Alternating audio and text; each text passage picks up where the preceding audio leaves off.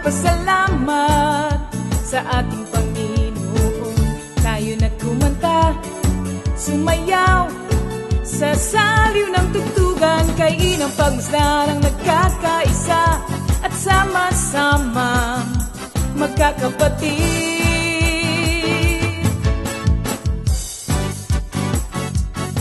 Tayo na sumamba, kumanta. Tayo na sumamba, sumayaw kay Jesus.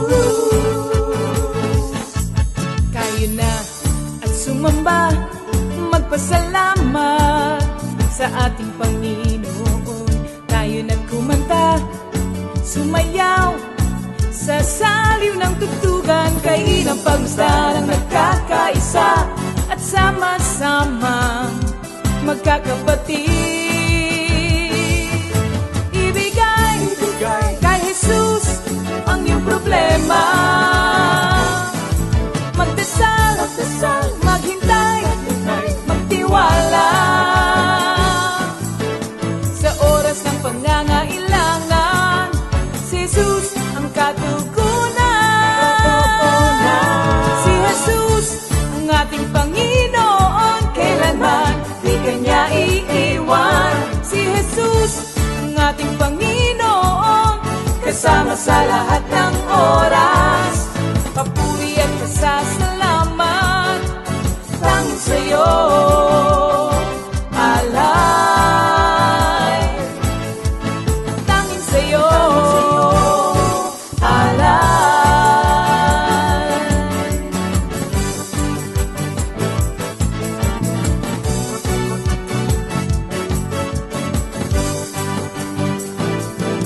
Si Jesus ang ating Panginoon, kailanman di Kanya iiwan. Si Jesus ang ating Panginoon, kasama sa lahat ng oras. Si Jesus ang ating Panginoon, kailanman di Kanya iiwan. Si Jesus ang ating Panginoon, kasama sa lahat ng oras.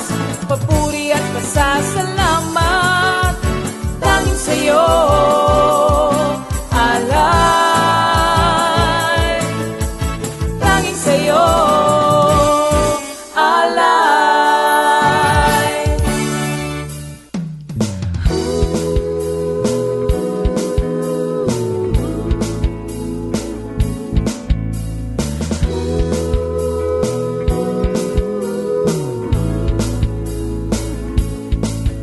Pinagpalang buhay ang kaloob ng Diyos sa lahat ng tao.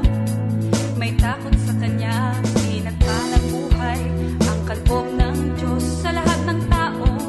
Nagtitiwala. Glory, hallelujah. Magandang gabi po sa inyong lahat, mga kapatid. Let's continuously praise God sa kagandahang loob niya sa atin na tayo pinagkakalooban ng ganitong pagkakataon. Palaging nagkakaroon tayo ng magandang balita, of course, because it's the Word of God, mabuting balita, magandang balita, sapagkat ito'y para sa ating lahat, sa ating ikalalakas, sa ikagaganda ng buhay, sapagkat walang ibang kalooban ng Panginoong Diyos kung hindi tayo ay laging maayos. Life in its fullness. So, before anything else, mga kapatid, tayo humingi muna ng gabay at patnubay sa ating dakilang Diyos. Hallelujah, hallelujah. Purihin ka, Ama, sa gabing ito. Purihin ka sa pagpili sa bawat isa na makarinig ng iyong mabuting balita. Lord, una sa lahat, kami po ay nagpapalinis. Kayo po nakababatid ng nilalaman ng aming puso't kaisipan. Kung may mga bagay na hindi nagbibigay kaluguran, na siyang magiging balakid sa pagtanggap namin sa iyong mga banal na salita, Lord, sa gabing ito, kami po ay humihingi ng kapatawaran at paglilinis upang maging karapat-dapat kami sa pagtanggap ng iyong mga banal na salita. Ama, inaamin namin ang aming kawalan. Wala po kaming magagawa kung wala kayo. Kaya gabay at patnubay ng inyong banal na Espiritu ang aming dalangin upang siyang magbukas ng aming kaisipan, unawa sa bawat salitang aming madidinig. At Ama, itinatas ko po sa iyo lahat ng gagamitin mo sa gabing ito. mula sa music ministry, the praise and worship team, at hanggang sa magbibigay ng iyong magandang balita. Lord, we ask for thy double portion of your anointing. May your name be glorified tonight. And again, we give you the highest praise, glory, and honor. In Jesus' mighty name we pray. Amen. Okay, welcome ulit sa ating midweek Bible study, mga kapatid. At we have some announcement. Ayan, of course, as usual, let us visit our YouTube channel, which is Comfy Media. At sa mga kapatid ko na wala pa, create your account and subscribe na po. Marami na po din tayong mga playlist doon, mga kapatid. At hindi na natin kailangan pang yun doon sa ating bagamat kailangan din natin na yun para nadala-dala natin yung flash drive. Pero ito, mabilisan po to. Pagbukas yung YouTube, piliin nyo na lang yung mga gustong music nyo. Pagsunod-sunurin nyo, So, nandun na po yung marami na po tayong mga playlist doon from the old hanggang sa present. At including yung ating mga past GMJ, nandun na rin po. Kung meron tayong gustong reviewin, balikan, na pag-aaral, Bible study, and of course, yung mga fellowship, at yung ating mga anniversaries. Yan. Masarap panoorin po yan. Nakaka-bless, Hindi lang entertain, but nakaka-bless sapagkat may mga testimonies, And of course, ayan, nalalapit na po ang ating 26th anniversary ng Baguio Outreach, Gaganapin sa September 13, 2025, alas 10:30 ng umaga hanggang 1:30 ng hapon. 10, Newtown Plaza Hotel. Ayan. May share po tayo, mga kapatid. 350 per head ang adult. Ages 11 and above. Ayan. At 4 to 10 years old, kalahati lang po. At 3 years old pababa, free. Yan. Details are posted at our FB page. And Comfy Family Affair and nag-reach na po tayo ng ika-44 na anibersaryo. Gaganapin po natin sa Nobyembre 29, 30 or November 29 and 30. 2025 at the Hotel Supreme Mall and Event Center, Baguio. Kindly visit our Facebook page for updates. Yan. Accommodation, eto na po, pakinggan niyo po mabuti. Ang single room, 1 person, 4,200. Ang twin po, 2 person, 3,800 per head. Ang triple room, of course, 3 persons, 3,500 per head. And quadruple, quadruple room, 4 person, 2,009 per head. Inclusions, may S, with an S. Inclusions, day 1, may lunch po, and afternoon snack, and dinner. Day 2, breakfast and morning snack. Yan.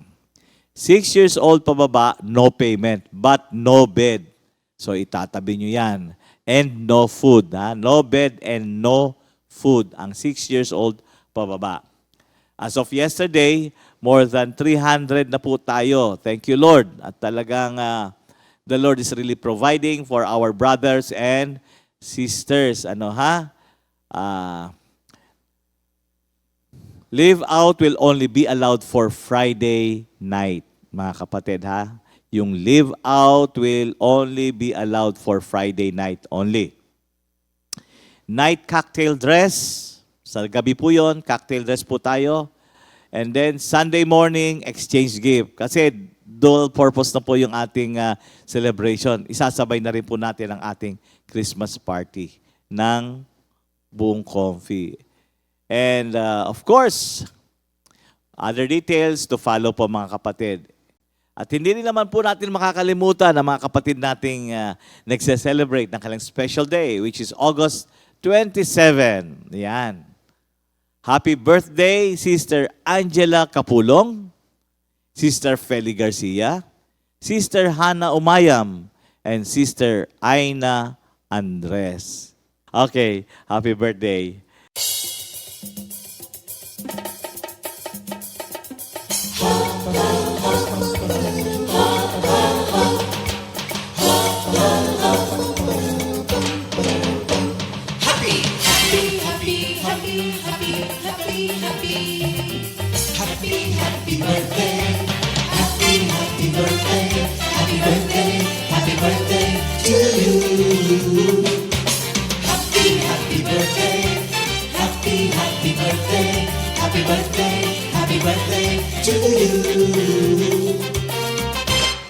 Happy birthday!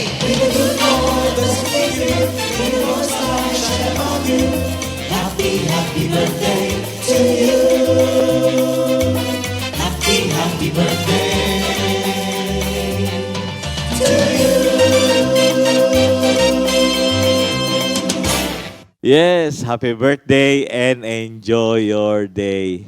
Yan. Hindi na pala, night na pala mga kapatid. But you can still enjoy and celebrate. Anyway, okay, thank you, Lord. So, let's prepare ourselves, brothers and sisters.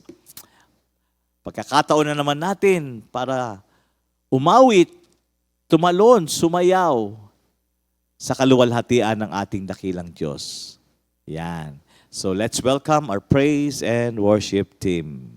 Praise God! Magandang gabi po sa ating lahat. Another Wednesday Bible study to study His Word. Thank you, Lord, for this day. Amen, amen, hallelujah. Napakabuti ng ating Panginoon sapagkat palagi niya tayong binibigyan ng pagkakataon upang makaapit, makasamba, at makapag-aral ng kanyang banal na salita. Hallelujah, hallelujah.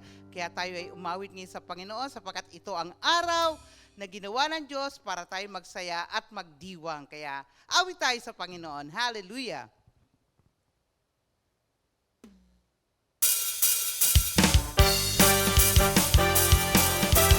Mahal ko ang Panginoon. Hallelujah.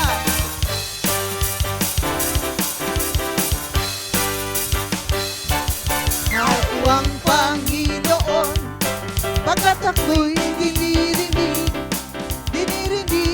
niya ako sa dalangin ko't bibig. Ako'y kanyang dinirinig sa tuwing ako'y tumatawag. Kung ako ay tumatawag, sinasagot niya agad. Mahal ko ang Panginoon, pagkat ako'y dinirinig niya ako sa dalangin ko't hibig. Ako'y kanyang dinirinig sa tuwing ako'y tumatawag. Kung ako ay tumatawag, sinasagot niya agad. Banal ka o puso ko, sa Diyos ka magtiwala. Pagkat siya ay mabuti, di marunong magpabaya. Manalig ka o puso ko, sa Diyos ka magtiwala. Dalangin dalangin mo, dinirinig niya. Mahal ko ang Panginoon, pagkat ako'y dinirinig niya ako sa dalangin ko't hibig. Ako'y kanyang dinirinig sa tuwing ako'y tumatawag. Kung ako ay tumatawag, sinasagot niya agad. Manalig ka o puso ko, sa Diyos ka magtiwala. Pagkat siya ay mabuti, di marunong magpabaya. Manalig ka o puso ko, sa Diyos ka magtiwala. Dalangin ko't dalangin mo, dinirinig niya. Umasa ka sa Diyos, ang mabuti gawin, at mananahan kang ligtas sa lupain. Sa Diyos mo hanapin mo hanapin ang kaligayahan, kaligayahan. at ang pangarap mo'y iyong makakamtan. Sa Diyos, Umasa ka sa Diyos, umasa ka sa Diyos. ang mabuti gawin, Ang mabuti gawin. at mananahan kang ligtas sa lupain. Hallelujah.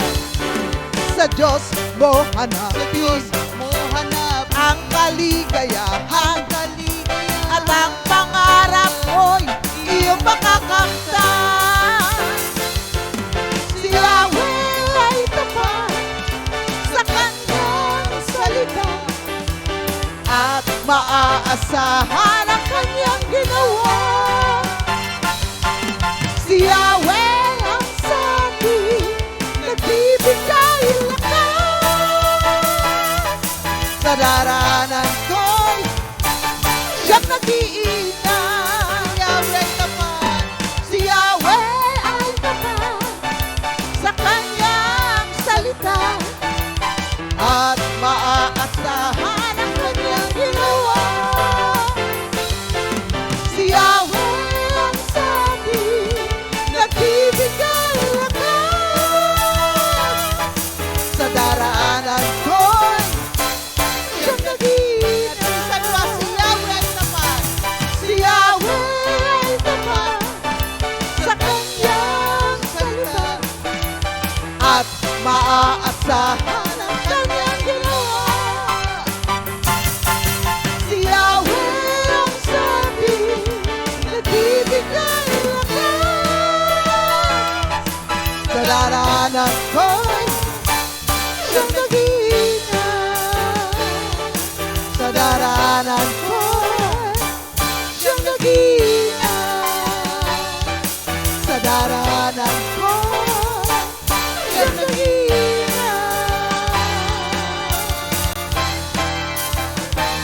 Hallelujah. Praise God. Hallelujah. Hallelujah. Thank you, Lord. Thank you, Jesus. Salamat, Panginoon, sa pagiging tapat mo palagi sa iyong mga hinirang. Salamat po, Panginoon. Tunay na ikaw ay palaging nariyan. At anumang pagsubok ang aming pagdadaanan, lagi mo kaming sasamahan. Salamat po, Panginoon. Salamat sa iyong katapatan. Salamat, Panginoon. Hallelujah.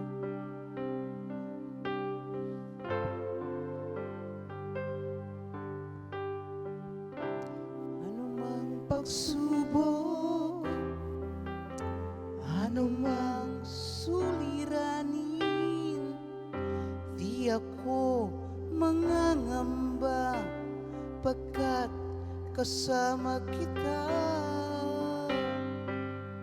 Anumang pagsubok, anumang suliranin, di ako matatakot pagkat nariyan ka. Sa piling ko, Minsan pa. Hallelujah. Anumang pagsubok, anumang pagsubok, nariyan ka. anumang suliranin, Kasama kita. di ako mangangamba pagkat kasama kita. Anumang pagsubok, Nariyan ka. anumang suliranin, Kasama kita. di ako matatakot pagkat nariyan ka. Sa piling ko, Yahweh, Yahweh ang iyong pangalan. O Yahweh, ikaw ang aking kalakasan. O Yahweh, tunay kang maaasahan. O salamat sa pag-ibig ko. Hallelujah. Anumang pagsubok, Nariyan ka. anumang suliranin, Sama kita. di ako mangangamba, pagkat kasama kita. Anumang pagsubok, Nariyan ka. anumang suliranin, Kasama kita. di ako matatakot, pagkat nariyan ka sa piling ko. Yahweh. Yahweh, Yahweh ang iyong pangalan. O Yahweh, ikaw ang aking kalakasan. O Yahweh, tunay kang maaasahan. O salamat sa pag-ibig mo.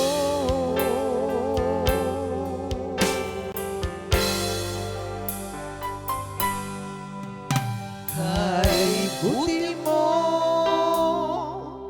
sa buhay ko, Hallelujah.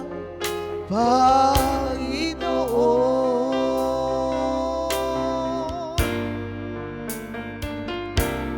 Pag-ibig mo'y nararanasan bawat saglit. Wala na akong masasabi pa, kundi pasasalamat.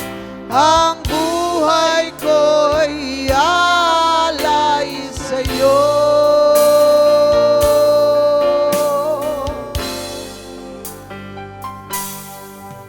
Kay buti mo sa buhay ko, Panginoon. Hallelujah. Pag-ibig mo'y nararanasan bawat saglit. Wala na akong masasabi pa, kundi pasasalamat.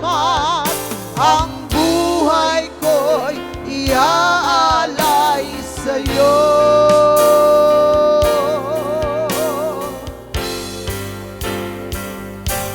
Kay buti mo,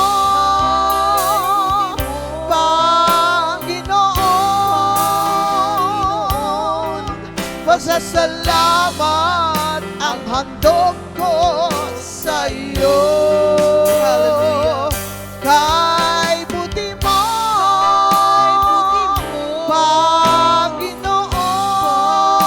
Panginoon, pasasalamat ang handog ko sa iyo. Kay buti mo.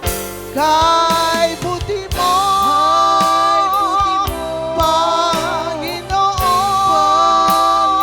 Panginoon, pasasalamat ang handog ko sa iyo. Kay buti mo,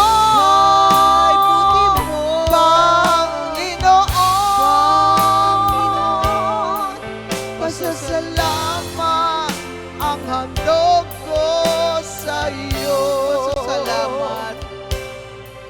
Pasasalamat ang handog ko sa iyo. Pasasalamat ang handog ko sa iyo.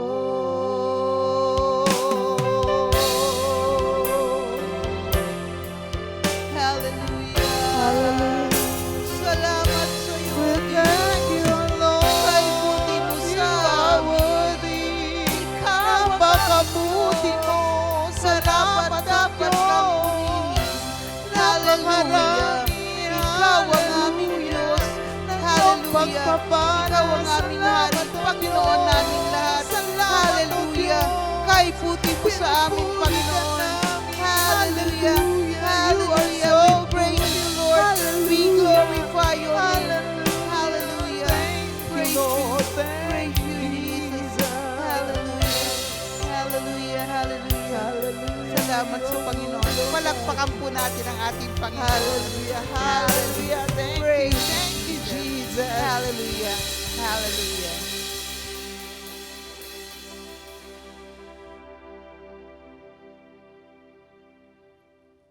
Glory, glory, hallelujah. Yan. Tunay na napakasarap umawit sa ating Panginoong Diyos. Sapagkat nararanasan natin the very presence of our Lord. Kasi once we sing to Him, we are invoking the very presence of our Lord. Amen. Glory. Glory to God, mga kapatid yan, ha? Thank you, Lord, Music Ministry. Of course, to continue with our series, which is all about the book of the Romans, let us welcome my co-patriarchs, co-minister, no other than Minister Erne Akayan, to start with chapter 16. Let's welcome our brother. Magandang gabi po sa ating lahat. Welcome po sa ating weekly Bible study na patuloy na nagaganap upang ang paglago ng mga Kristiyano at ng Iglesia ay maging malusog at kapaki-pakinabang at kasiyasiya sa harapan ng ating Panginoon. Bago yan ay manalangin muna po tayo. Salamat po, Ama, muli. Kayo ang manguna sa aming pag-aaral. Ang iyong Espiritu ang magtataguyod at maggagabay sa amin tungo sa isang pag-aaral na higit na magpapalalim sa aming ugnayan sa inyo. Higit na maging kasiyasiya ang gawaing nasa harapan ninyo. Samahan niyo po kami. Let your double of your anointing be upon us all. In Jesus' name we pray. Amen. Dumadako na po tayo sa huling kabanata ng Roma at ako po ay magtuturo tungkol sa Roma 16, 1 hanggang huling talata, 1 to 16. Basahin ko na po. Mga pangungumusta. Itinatagubilin ko sa inyo ang ating kapatid na si Phoebe na isang tagapaglingkod ng iglesia sa Cenchrea. Tanggapin ninyo siya alang-alang sa Panginoon gaya ng nararapat gawin ng mga hinirang ng Diyos. Tulungan ninyo siya sa anumang pangangailangan niya, mabagat marami siyang natulungan at ako isa sa mga iyon. Ikumusta niyo ako kina Priscilla at Aquila na mga kamanggagawa ko kay Kristo. Jesus, itinaya nila ang kanilang sarili sa panganib upang iligtas ang aking buhay at hindi lamang ako ang nagpapasalamat sa kanila, pati na rin lahat ng iglesia ng mga hentil. Ikumusta rin ninyo ako sa iglesyang nagtitipon sa kanilang bahay. Ipaabot din ninyo ang aking pangungumusta sa mahal kong kaibigang si Epeneto na siyang unang sumampalataya kay Kristo doon sa Asya. Ikumusta niyo ako kay Maria na matyagang naglilingkod para sa inyo. Ikumusta niyo ako sa mga kababayan kong sina Andronico at Junia na nakasama ko sa bilangguan. Sila'y kilala ng mga apostol at naunang naging Kristiyano kaysa sa akin. Ikamusta niyo ako kay Ampliato na aking minamahal sa Panginoon, kay Urbano na kamanggagawa natin kay Kristo, at sa mahal kong kaibigang si Estaquis. Ikumusta din ninyo ako kay Apeles na subok ang katapatan kay Kristo sa pamilya ni Aristobulo, sa kababayan kong si Herodion at sa mga kapatid sa Panginoon sa sambahayan ni Narciso. Gayon din kina Trifena at Trifosa na mga lingkod ng Panginoon at sa mahal kong kaibigang si Persida na marami nang nagawa para sa Panginoon. Binabati ko rin si Rufo na magiting na lingkod ng Panginoon at ang kanyang ina na para ko na ring ina.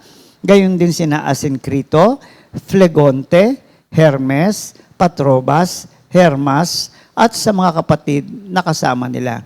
Binabati ko rin sina Filologo, Julia, Nereo at ang kanyang kapatid na babae, gayon din si Olimpas at ang lahat ng kapatid na kasama nila. And verse 16, magbatian kayo bilang magkakapatid na nagmamahalan, binabati kayo ng lahat ng mga iglesia ni Kristo. So ito po ang salita ng Panginoon at ipanalangin po natin ito sa sumandali. Muli, Ama, sa aming kawalan, Ikaw ang maluwalhati. Kayo po ang mangusap, ang Espiritu ninyo ang gumalaw sa aming kalagitnaan. Sa pangalan ni Jesus, Amen. Kung minsan pag binasa to, parang ano makukuha natin yan? Alam niyo, nakita ko dito, yung pagpapahalaga ni Pablo dun sa mga taong kamanggagawa, no? Na makikita na dito na may bahagi ang bawat isa sa gawain sa iglesia. At pinahalagahan ito ni Pablo, actually, pwede naman niya sinabi na, kumusta na sa inyo? Hindi sa isa ho niya, no? So, there is that personal and intimate relationship with Paul, and at the same time, binigyan niya ng diin yung kahalagahan ng bawat isa, no? At sa atin bilang mga Kristiyano, sa modern times, patuloy po ito, no? Bahagi ng ministeryo ng iglesia na ang bawat isa ay kamanggagawa. Dapat po ay magkaroon tayo ng pagnanasa na tayo'y laging bahagi ng ginagawa ng Diyos sa iglesia. No? Katulad nga po nitong si Priscilla at Aquila, ng mag-asawa po ito, na effective po sila, pero hindi sila preacher, behind the scenes. So yun po ang pag-uusapan natin na church helper. Kumbaga sa pelikula, nasa likod ng tabing. No? Hindi sila nakikita, pero very effective po sila. Makikita po natin na ginamit nila ang lahat ng pamamaraang, ugnayan sa kapwa, pakikipagkaibigan, pagiging hospitable, no? Yung pag sinabing hospitable, tayo nga Pilipino sabi hospitable, ay bukas ang tahanan, ano, sa mga kapatiran, lalo higit tungkol sa gawain. At ito yung tinatawag na one-on-one preaching. So, very effective po ito, no? Kasi kami mga preachers, siyempre, pag nagturo ay maramihan, pero iba po itong ginagawa ng mga kapatid natin na binasa natin kasi one-on-one, no? So andyan yung mga personal testimony which is very effective po, no? Na gamitin po natin sa ating pang-araw-araw na pamumuhay bilang isang Kristiyano. Hindi rin no sila public speakers. Ang tawag ko sa kanila, private evangelist. Napakaganda po pakinggan, di ba? Na ang bawat sabi, ay hindi ko alam yan. Hindi, sabi nga, private evangelist, hindi ka kailangan magturo sa maramihan. Ano, mahiyain ako, pwede yun, mahiyain. Kaya nga pwede kang magturo sa isang tao lang. At ang pagtuturo ay hindi kailangan naman pagtuturong ginagawa ng kagaya namin, kundi patotoo at ang iyong kasaysayan ng iyong buhay na nakaugnay kay Kristo. At anong naunawaan mo sa iyong pananampalataya, yun po ang inyong ibabahagi. Ano? Kagaya rin po nung araw na tayo po nakalinya, ang bahay po nila ay ginagamit sa mga prayer meeting. No? So ito po yung paghamon sa atin, lalo sa mag-asawa, na marami pong magagawa lalo na't kung ang mag-asawa ang magti-team up, kumbaga, no? Magti-teamwork upang gampanan ang gawain ng Diyos. Sabi nga sa Kawikaan, iba ang dalawa ang magkasama sapagkat nagtataguyod at nagtutulungan ang bawat isa. So ano ho ba, ang tawag ho natin dito ay spiritual workers in the church. So ikaw yon kapatid at ako. Lalo't higit kayo kasi ang binabanggit dito ay hindi mga preacher, hindi kasama dun sa hierarchy ng iglesia na sabi natin tagapagturo ng Biblia. Napakahalaga po ng papel ng bawat isa. No? At kung gagampanan natin ito, magugulat tayo sa gagawin ng Diyos, no? Sa iglesia ng Kompi. Kung bawat isa lang ay gaganapin ang kanyang, hindi lang ho ito tungkulin eh. Ito ay pribilehiyo. At yun po ang naging motibo nitong mga tao ng unang panahon. Nakita nila ito as privilege, no? Unang-una, serving others. Now, their priority is to serve others, demonstrating God's love and care for all individuals. So, meron silang mission, personal mission, at ang priority nila, paglingkuran, lalo na po ang mga nasa iglesia, lalo na po yung mga taong mga mahal nila sa buhay na hindi pa nakakakilala sa Panginoon sa pamamagitan ng paghahayag ng pag-ibig ng Diyos at tinatawag na pagtaguyod ng Diyos sa bawat isa. Hindi naman ho bababa ang hell dito, hindi ho bababa ang Diyos. Sorry po. Ang kamay natin, ang bibig natin, ang gagamitin ng Panginoon upang maranasan nila ang pag-ibig ng Diyos at pagtataguyod ng Diyos sa pamamagitan ng ating mga patotoo. Pangalawa po, spreading the gospel, no? Sharing the message of Jesus Christ and making disciples of all nations is a fundamental aspect of the role. No? Sa akin po ngayon, ang aking dinidisciple, kumbaga, ay yung pangalawa kong anak. No? So, sinisigurado ko na lagi kami nagkikita once a week, kasama na ibang membro ng pamilya, pero ang focus ko po ay sa kanya. Siya po ang dinidisciple ko. No? So, as much as possible, hindi ako lumiliban, ginagampanan ko. Parang ginawa ko na pong mission. Sabi, madali yan, brother, kasi anak mo. Lahat ho tayo ay may tungkulin dyan. At napakasarap po pag may dinidisciple, alam niyo yon, para bang may inaalagaan ka eh. Yun ibig sabihin ng discipling. May inaalagaan ka upang ma-preserve ang kanyang pananampalataya. At ito nga hong pangatlo, spiritual growth. Fostering spiritual growth and maturity in individuals and helping them develop a deeper relationship with God. Tayo po ay, lanas tayong mga narito sa gawain, marami na tayong alam, marami na tayong pagtuturong naririnig. So dapat lamang po na naman natin to, i-unload, no? At napakaganda to by doing discipleship. Kahit isa lang ho, hindi ko kailangan marami. Basta tutukan nyo lang dapat yan, no? So isang hamon ko sa inyo ngayon, sino din i-disciple mo sa sandaling ito? Kung wala, bakit? Yun ho, pagpapatunay na medyo nagkukulang tayo sa ating, hindi naman ho kailangan sa labas. Sabi ko nga sa inyo, anak ko, o pamangkin mo, o kapitbahay mo, isa lang ho. Naku, pag yan ho ay na-disciple nyo, napakasarap po yung maririnig ninyong patotoo, at mas may encourage ka pang ay tuturuan ko pa ito, ay gagabayan ko pa ito, sa awa at grasya ng Diyos, mga kapatid.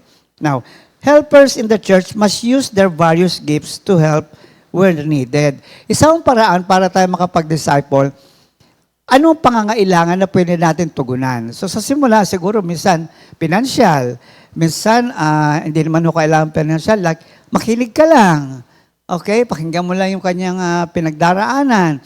O kaya minsan so marami pong opportunity. Ang tanong is, how may I help you? Ayan, di ba sa call center?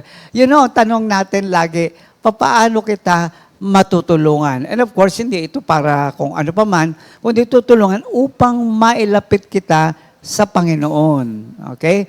Kami mga worker, may mga disciple po kami, pero kailangan po, alam nyo sa discipling napakahalaga yung tutok.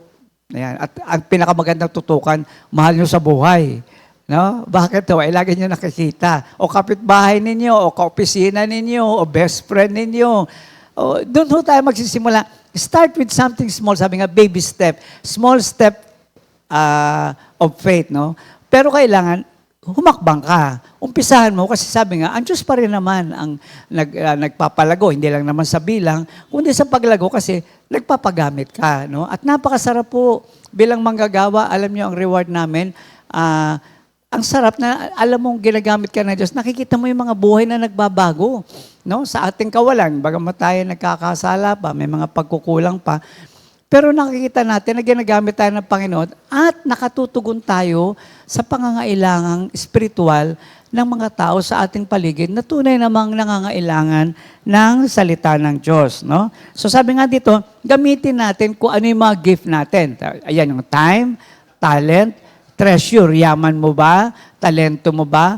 O ayun nga, example lang po dito, pakikipagkaibigan, pagbubukas ng tahanan, pagbubukas ng puso sa isang tao. Minsan ho kasi kailangan ikaw muna magbukas ng puso mo para makapagbukas din siya. So nasa sa atin po, kung handa natin gampanan, yung pinagagawa sa atin ng Panginoon. Sabi sa unang Pedro 4:10, bilang mabubuting katiwala ng iba't ibang kaloob ng Diyos, gamitin ninyo sa kapakinabangan ng lahat ang kakayahang tinanggap ng bawat isa sa inyo. So, napakaganda, hindi ba? Ang katunayan na ang bawat isa sa atin ay may handog. So, hindi pwedeng, wala akong gift. Meron. At alam nyo, malalaman mo pa yung iba mong gifts pag meron ka ng dinidisciple. Pag may dinidisciple ka, may madidiscover ka bang ibang handog na galing sa Diyos. Kaya hindi natin nakikita yung gift, hindi naman natin ginagamit. O meron man tayong umpisa lang, sabihin natin, ito ang gift ko, hindi naman natin pinapractice. So umpisahan nyo at magugulat ka, mas marami pang gift ang lalabas sa'yo at matutuwa ka kasi ikaw mismo ay nagiging malago sa iyong pananampalataya kasi marami kang nadidiscover mismo sa iyong sarili. No? Ito maganda sinasabi dito. Marami po nagawain sa ating iglesia na kaya ho tayo magiging effective bilang isa iglesia ay puro behind the scene. Kami nga po ang nakikita ninyo lagi. Pero kung wala ho kagaya niya, Sister Jam, kung walang hindi siya sa technical, si Brother Louie at saka si Brother Arnold sa sound system, hindi ako makakapagsalita dito. Ganon din po tayo, no? Let us always be sensitive to opportunities where you can come into a life of a person in order to help him grow in his spiritual. So normally yan, minsan material, emotional, hindi kagad spiritual. Pumasok ka doon kung doon ang pinapagawa sa'yo ng Diyos at magugulat ka, pati yung lumalabas sa bibig mo, manggagaling ho kasi sa Panginoon. Kasi itong mga kagaya nating lahat, kagaya po ninyo, kayo yung nag-a-attend sa mga detalye, kayo yung tumutulong upang tumakbo ng maayos ang iglesia. Hindi po kaya ng tinatawag na yung mga church hierarchy lang. At yun po maganda sa comfy. Alam nyo kung unang-una, bakit? Maliit tayo. Hindi tayo kasi laki ng mga mega churches na hindi na magkakakilala. Tayo po ay maliit. So, alam mo kung anong pwede mong maging bahagi sa iglesia dahil nakikita tayo lagi, di ba? Nagkakausap, nakakarinig ka ng mga pangangailangan. Doon po, pumasok na kayo doon. At huwag niyo sabihin, ay naku, marami rin akong, alam niyo mga kapatid, ito nakita ko. Give priority to God's work. Aayusin niya kung ano pa niyang umuukil-kil sa iyong kaisipan at nagpapagulo sa iyong buhay. Ayusin niya yan. Kaya nga di ba sabi, seek ye first the kingdom of God and His righteousness and all these things shall be added unto you. So tignan po natin ang bahagi. So, ang kausap ko po ngayon ay hindi yung mga worker na nag-full time. Kausap ko po ngayon ay kayong mga kapatiran, kayong kabahagi ng iglesia. Mahalaga po itong pag-aaral na ito para sa inyo. Unang-una, pray for the increase of workers. Doon pa lang mag-umpisa na intercessory prayer, no? Sa Matthew 9:37-38, ano sabi dito? Napakaraming aanihin, ngunit kakaunti ang mag-aani. Idalangin ninyo sa may-ari ng aanihin na magpadala ng mga mag-aani. So sa madaling salita, kapatid, ito ang puso ng isang Kristiyano na nais niyang lumago ang paghahari ng Diyos sa daigdig. So kung ikaw ay kabahagi sa iglesia, sa gawain ng Diyos, andun yung malasakit mo na, Lord, no? Magpadala pa kayo ng mga manggagawa. Kasi sabi nga, hinug na, kumbaga, wala namang pipitas. Sabi nga, paano makakarinig sa Romans 10:17? Paano makakarinig kung wala namang magtuturo? Hindi man ho kailangan magturo agad. Pwede naman pong magsimula ito sa pagbabahagi muna ng sarili mong karanasan sa ating Panginoon at yung kaalamang tinanggap mo na, pwede na ho yun na alam mo naman na ikaw ay mananampalataya at ikaw ay may ugnayan sa ating Panginoon. So paggamit po tayo pagdating doon. Isa pa, great opportunity afforded to workers. Tingnan ho natin to. Sa John 4:35-36. Hindi ba sinasabi sa inyo, 4 na buwan pa at anihan na? Sinasabi ko naman sa inyo, masdan ninyo ang mga bukid, hinug na ang trigo at handa na ang anihin. Ang umaani ay tumatanggap ng kabayaran at nagtitipon ng bunga para sa buhay na walang hanggat. Kaya't magkasamang magagalak ang nagtatanim at umaani. Ano ang sinasabi dito? Alam niyo naman na Diyos natin, very generous. May reward yan. Naku, hindi nyo lang alam na, sabi nga, no eyes have seen, no ears have heard, no mind has conceived what God has prepared for those who love Him. So, ang nagmamahal sa Diyos, hindi magsasabing, bahala na kayo dyan, basta padadala ko yung tithes ko, basta a-attend na lang ako, wala hong pagmamahal yon. Para bang sinabi mo sa magulang mo, yung pambuanan mong, binibigay ko sa buwan-buwan, tama na yan. Hindi ho. No, dapat nandoon yung puso talaga na maging bahagi. No? At kung ikaw ay nagmamahal sa Diyos, hindi naman dahil sa gantimpala, pero dito mo makikilala ang Diyos talaga na tunay po pag nagbigay siya ng gantimpala, hindi lang sa buhay na walang hanggan, dito lang po ay tatanggap na po tayo ng napakaraming tinatawag na pagpapala mula sa ating Panginoon. Tayo po ay tatanggap ng pagpapala at ito po ay pagpapalang eternal. Basahin ko sa Daniel 12:3. ang marurunong. O, kita nyo sabi dito, yung marurunong. So, ang gumikilos at gumagawa sa iglesia ay marunong. Ano ibig sabihin marunong? Mataas ang IQ? Hindi, nakakaintindi. Ba't siya tinawag? Naiintindihan niya ang pagkatawag sa kanya. Naiintindihan niya ang pagkapili sa kanya ng Diyos. Hindi lang sali ng sali, hindi lang atin ang atin. Wala hong mangyayari pagka ganoon. No? Wala ang puso sa gawain. Ang marurunong na pinuno ay magniningning na gaya ng liwanag sa langit at ang mga umaakay sa marami, narinig niya, at umaakay sa marami sa pagiging matuwid ay sisikat na parang bituin magpakailanman. Wow! Gusto ho ba natin yun? No? Hindi lang ikaw basta kumukuti-kutitap, nagliliwanag magpakailanman. Sa madaling salita, ang buhay natin ay ang sinasabi ng Diyos ay naging kapaki-pakinabang. Hindi lamang sa mga mahal mo sa buhay, hindi lamang sa mga tao dito, higit sa lahat naging kapaki-pakinabang sa mata ng Diyos. At yun po ang number one, to please God in everything that we do. Ano ho ba ang karakter ng service na kinakailangan dito? Unang-una, bringing the helpless to Christ. Basahin ko muna sa Mark 2, verse 3. May dumating na 4 na taong may dalang isang paralitiko. Naalala niyo yung kwento na yon na ang Panginoong Hesus nasa isang bahay. Pero nung dumating itong mga taong ito, punong-puno na. Pero hindi sila nawalan ng loob. Umakyat sila sa bubong, binutas nila yung bubong. At ibinaba nilang dahan-dahan yung kaibigan nilang paralitiko. Sa buhay ho natin, may mga sagabal, may mga pagsubok, no?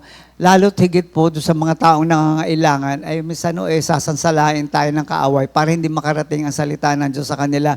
Huwag ho tayong mawalan ng loob. Kagaya nitong 4 na to, kung kailangan umakyat ng bubong, umakyat ng bubong. Kailangan butasin ng bubong, butasin ng bubong para marating lamang ng taong ito ang presensya ni Kristo. Ganon din po tayo. Yes, there will be inconveniences. Natural po yun. Pag naglingkod tayo sa Diyos, may mga tinatawag na inconveniences. Pero kung ang puso natin ay nasa tamang lugar, kapatid, hindi yan inconveniences. Yan ay kaligayahan mong nakapagdadala ka, lalo na yung mahihina, lalo na yung parang bumibigay na, yung mga tao talagang nawala na ng pag-asa, tapos biglang nagkaroon ng pag-asa nang madala mo sa Panginoon. Alam niyo kapatid, ikaw ang unang-unang mabibless.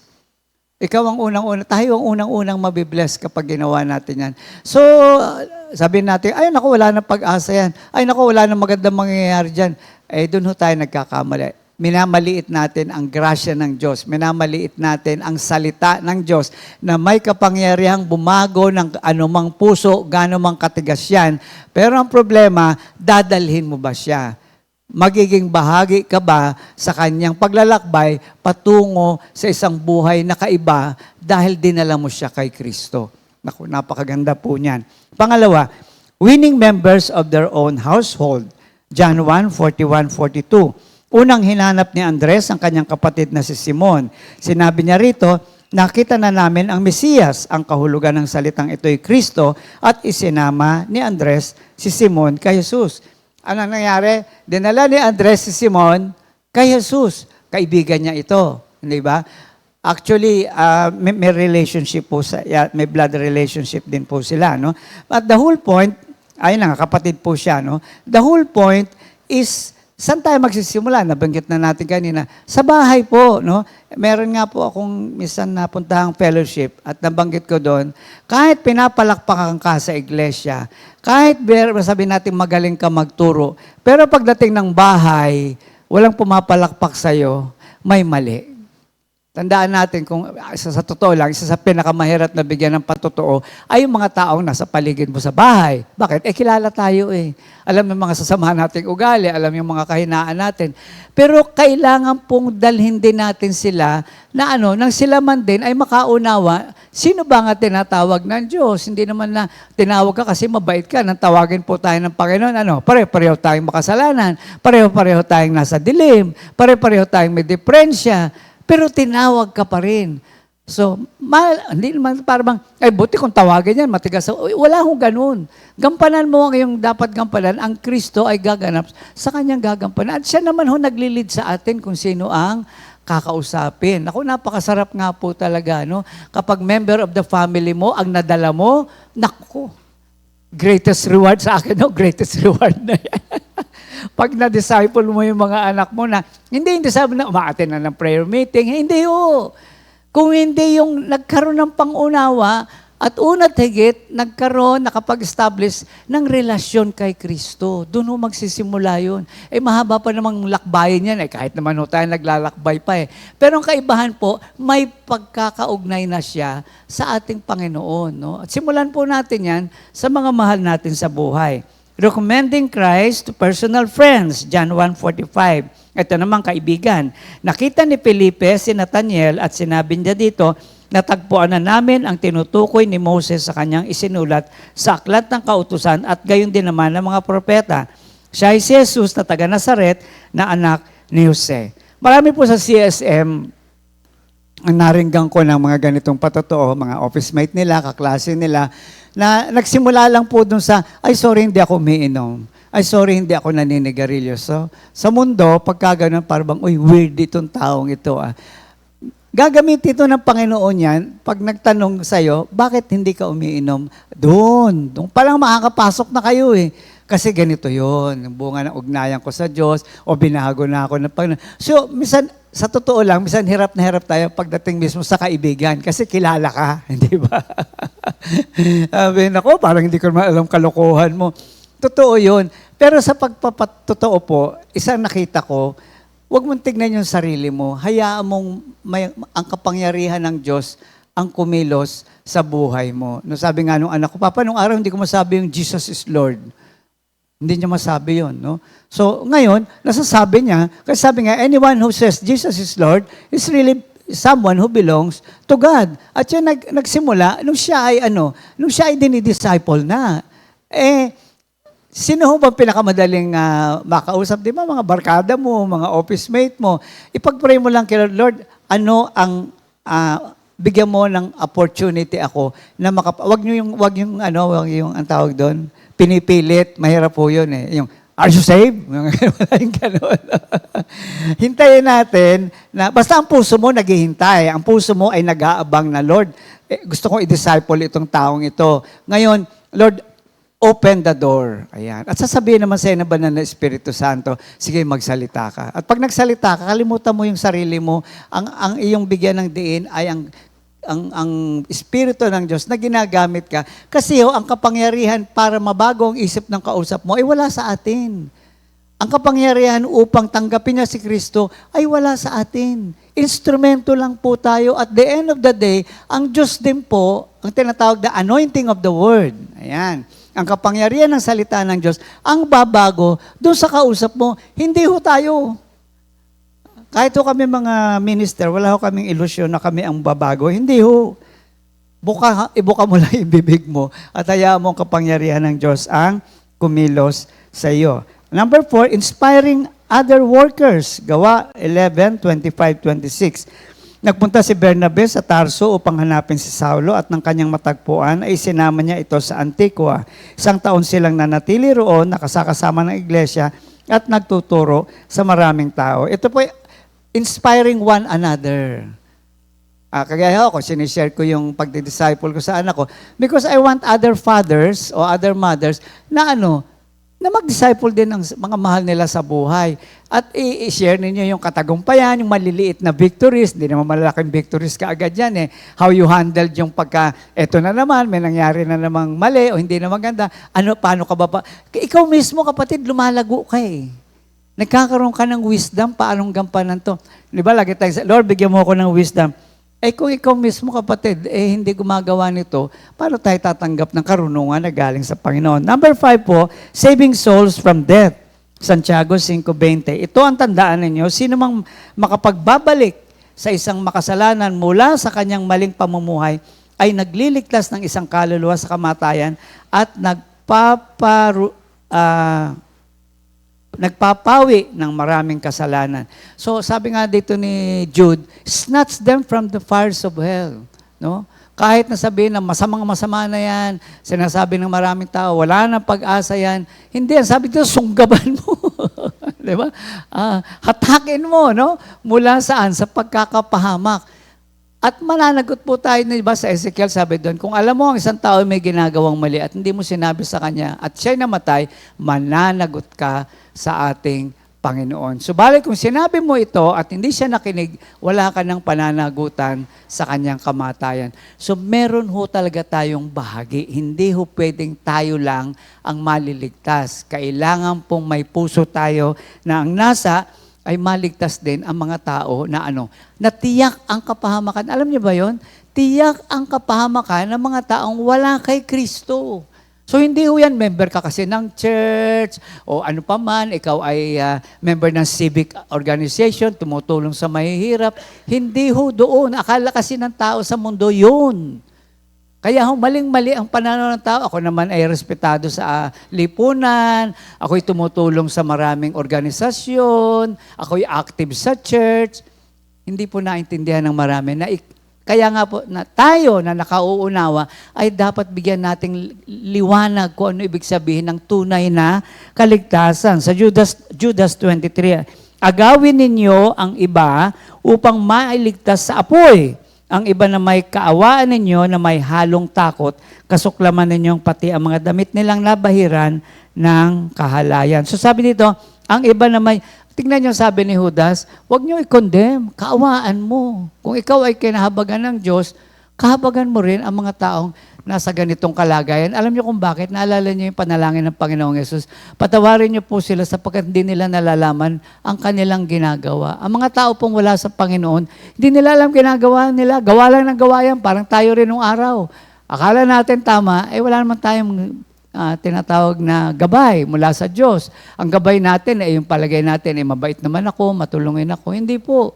Kaya ho, ang tao sa mundo talagang mapapahamak. Bakit? Walang alam. Sino ho magtuturo sa kanila? Wala namang anghel na bababa. Ang gagamitin pong anghel ay ikaw at ako.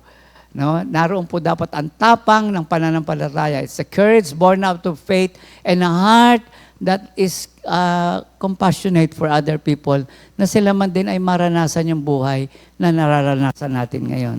So, sa gabing ito, nawa ang mga salita ay nagbigay sa atin ng motivation, no? That desire na, Lord, I want to be a part of what you are doing in the church. And yun lang hong gano'n na ikaw ay bahagi, reward na po yun eh. Reward na po yun. Sobra pong reward yun na ikaw ay pinagkatiwalaan ng Diyos upang magdala ng kaluluwa patungo sa Kanya, ay big time po yun. Wala na hong mas gagaling na gawain doon. So maraming salamat po sa gabing ito at tayo magkaroon ng maikling panalangin. Salamat po, Ama, sa iyong salita. Pukawin niyo nga po ang puso ng mga nakarinig at magkaroon ng pangunawa na sila ay lahat kami ay may pribilehiyo. Lahat kami ay binigyan mo ng handog upang magamit sa pagpapalaganap ng iyong paghahari sa mundong ito. Tulungan mo kami na lagi kami maging sensitibo sa pagkilos ng Espiritu sa aming buhay upang ang bawat makausap namin, bawat makadaupang palad namin ay mapagpala namin ng magandang balita. Muli po, to God be the glory. In Jesus' name we pray. Amen. Magandang gabi po sa ating lahat.